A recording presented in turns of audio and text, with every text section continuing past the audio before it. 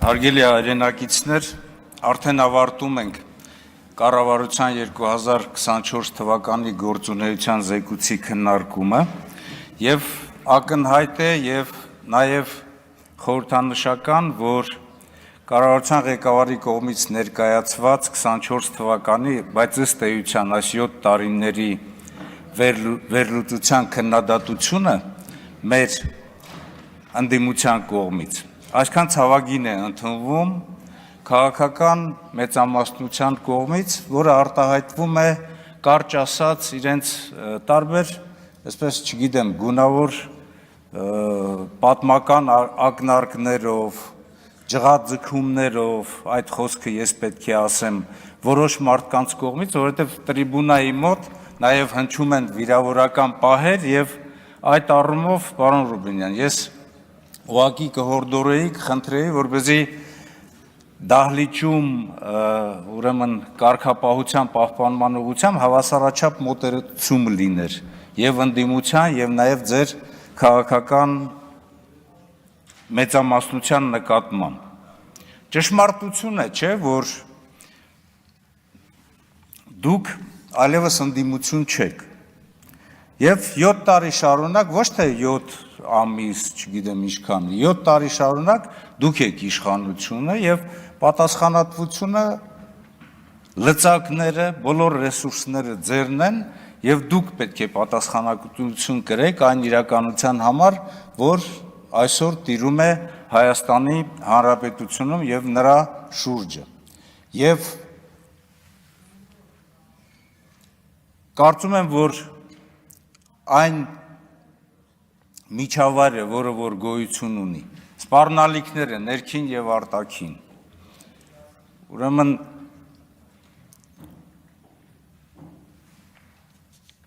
ոչ բավարար անվտանգությունը, սահմաններին հակառակորդի սանձարձակությունները, ապատեղեկատվությունը, այդ ակնհայտ հակահայկական քարոզչությունը, ապագայի նկատմամբ տագնապը խոսում են նրա մասին, որ կառավարության գործունեության վերլուծությունը մենք պետք է ներկայացնենք առաջին հերթին անվտանգության տեսանկյունից։ Այն գովազդային թվերը, ինքնակնդատության բացակայությունը եւ ամենակարևորը մեր հասարակության մտահոգող հարցերին, շատ մտահոգող հարցերին չանդրադառնալը եւս մեկ անգամ խոսում է նրա մասին, որ իրականությունից կտրված գործունեության մաս կա եւ 2023 թվականի Արցախահայության բռնագաղթեցումից հետո 24 թվականի Արցախի ճակատագրի նկատմամբ կրավորական, ես կասեի ժխտական կեցվածքը կառավարության, ինչպես նաև ազգային անվտանգության ռազմավարության ոչ իրատեսական վիճակը կարելի է միանգամից անբավարար գնահատական դնել ձեր գործունեությանը, իսկ ակնհայտ շեղվել է 2021-26 թվականի ձեր ծրագրերից միանշանակ նշել, որ ոչ լեգիտիմ։ Ասեմ ինչի համար, որովհետև ես մի քանի տեղեկություններ կներկայացնեմ, որոնք որ վերաբերում են լոկ անվտանգությանը եւ նաեւ քաղաքական պատասխանատվության բացարձակ բացակայությունը ձեր իշխանության կողմից։ Խաղաղության մասին ձեր գործունեության ընթացքում կարմիր թելով,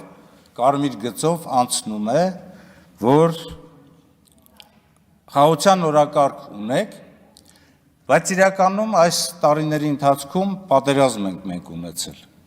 Պատերազմ 2020 թվականի, այնուհետև նաև Հայաստանի Հանրապետության սահմաններում։ Երեք կառավարության ղեկավարը ասում էր Նիկոլ Փաշինյանը, որ պատերազմ չի լինելու, բայց կարծում եմ, որ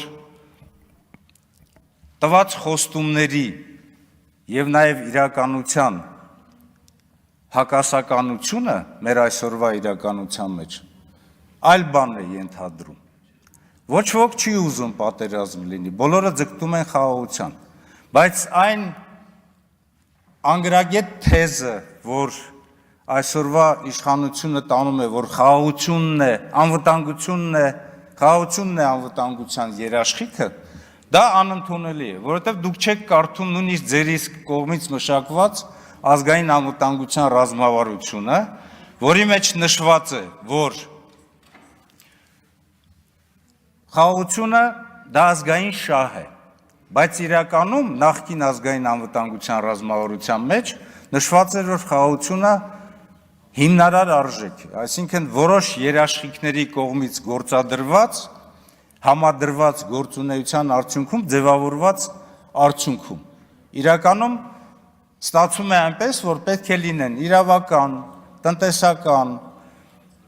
անվտանգային, աշխարհաքաղաքական որոշակի գործոններ, որոնք որ կհակադրեն կամ կզսպեն ռազմատենչ կողմերին գնալ ռազմական գործողությունների։ Բայց իրականում ինչ է ստացվում։ Իրականում ստացվում է այն, որ նույն խաղաղության օրակարգի բանակցությունների ընթացքում պարտադրված իրավիճակ է նույն Ադրբեջանից, որովհետև կատարվում են Ադրբեջանի կողմից առաջարկությունները, պահանջները անընդհատ շատանում են, նախկին մեր գործընկերների կողմից տված հարցին։ Ես կարծում եմ, որ ձեր վերջին խոսքի մեջ կարող եք ասել, որ գոնե լոկ մեկ զիջում Ադրբեջանի կողմից, որը որ իրականացվել է խաղաղության պայմանագրի բանակցային ողջ գործընթացի ընթացքում։ Իսկ իրականում, երբ որ ասում ենք, որ մենք պատրաստ ենք ստորագրել խաղաղության պայմանագիրը եւ դրան զուգահեռ նաեւ Մինսկի խմբի լուծարման պայմանագիրը եւ այն նաեւ համադրում հետագայում սահմանադրության փոփոխության հետ, որը որ Ադրբեջանի պարտադրմամբ է իրականացնում, մենք ոչնչացնում ենք եւ Արցախի անձնագիրը, եւ ոչնչացնում ենք կամ վտանգի տակ ենք դնում նաեւ Հայաստանի Հանրապետության անձնագիրը։ Այդ արժեքները կամ երաշխիքները լինում են ազգային եւ նաեւ միջազգային երաշխիքներ։ Ակնհայտ է, որ միջազգային երաշխիքների մեջ մեծ դերակատարություն ունի բանակը, որը որ այսօր դուք ներկայացնում եք, եւ ես կզարմանայի, եթե բանակի ներկայացման, բանակի շուրջը, այսպես արդյունքների ամփոփման շրջանակներում նույնպես չանդրադառնայիք նախկին ժամանակահատվածին։ Հարգելի գործընկերներ, մեր պետությունը եւ նաեւ նույն բանակը ստեղծվել է ճգնաժամային 3 իրավիճակներում՝ շրջափակում, պարտադրված պատերազմ եւ երկրաշարժ։ Եվ այդ ճգնաժամային իրավիճակում մեր ժողովրդի միասնության շնորհիվ մենք կարողացել ենք եւ բանակ ստեղծել, ուրեմն կամավորական ջոկատների ձևավորել կանոնավոր բանակ, ապահովել նրա զարգացումը։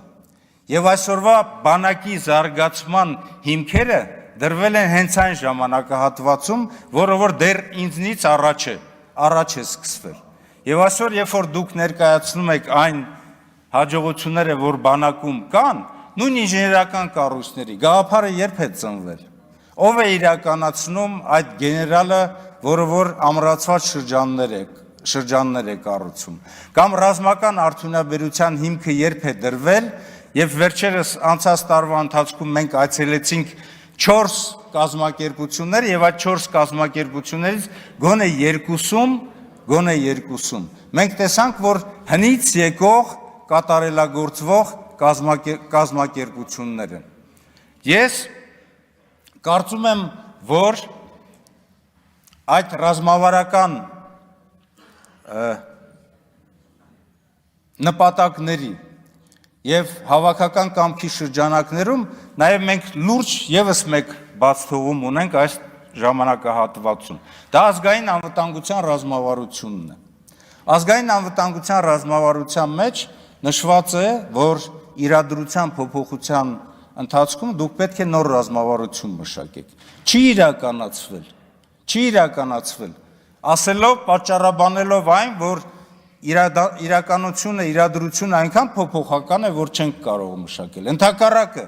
ռազմավարության մեջ ձեր կողմից հաստատված նշած է, որ եթե լինում են փոփոխություններ, ապա այդ փոփոխությունների ընթացքում է հենց մշակվում եւ ճշգրիտ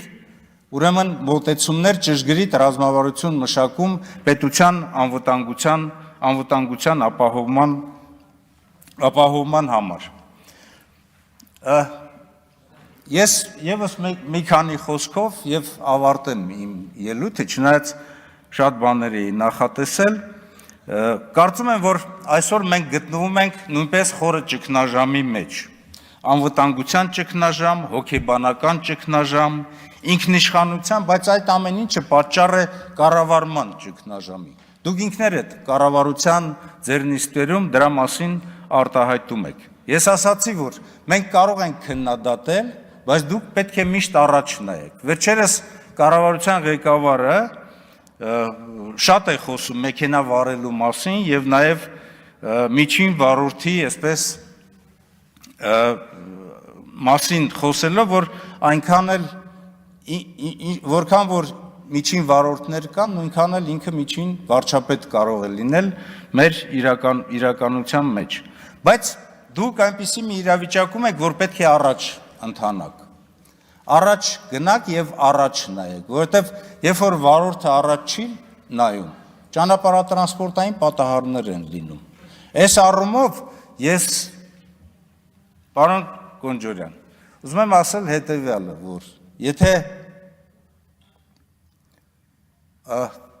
թանկարժեք մեքենաներ, մերսեդեսների միջև համեմատություններ եք անում,